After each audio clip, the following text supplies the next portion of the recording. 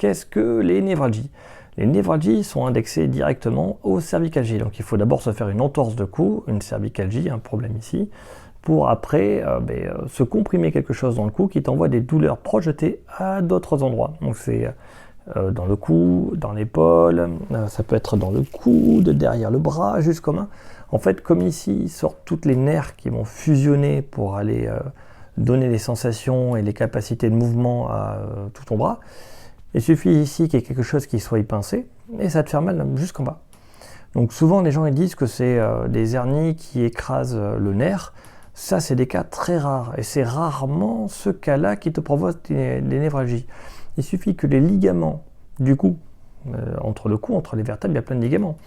Ces petits ligaments, tu t'es fait une entorse, que ces ligaments ils ont pris un stretch, donc qu'ils soient inflammatoires, qui ont un problème, ils vont émettre de l'inflammation qui va irriter ton nerf. Et en irritant ton nerf, tu vas avoir tes signaux qui vont être perturbés et tu peux ressentir des paresthésies. Donc c'est-à-dire des picotements, il y en a qui ont de la baisse de force quand ils ont mal depuis très longtemps. Voilà, il y en a qui ont juste des douleurs. Donc ça c'est pas ce qui est le plus grave. Ce qui est très grave, c'est quand on perd de la force. Ça c'est pas bien. Et quand on sent pas les choses non plus. Donc voilà, les névralgies sont des conséquences en général des cervicalgies, c'est-à-dire d'une entorse cervicale avec plus ou moins de l'inflammation autour et sur un nerf qui va engendrer des douleurs à un autre endroit que le cou. Souvent on a mal dans le cou et à un autre endroit. Et l'autre endroit, c'est le cou, l'épaule, le coude, le trajet, le bras, la main. Voilà, la première vidéo explique rapidement les endroits. Sinon, recherchez sur internet territoire radiculaire. Territoire radiculaire des racines nerveuses du cou.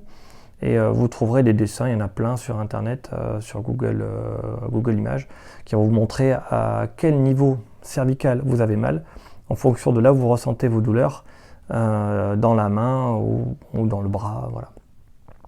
J'ai dit tout ce que je voulais dire? Je sais plus, je me suis perdu avec Google. On va dire que oui.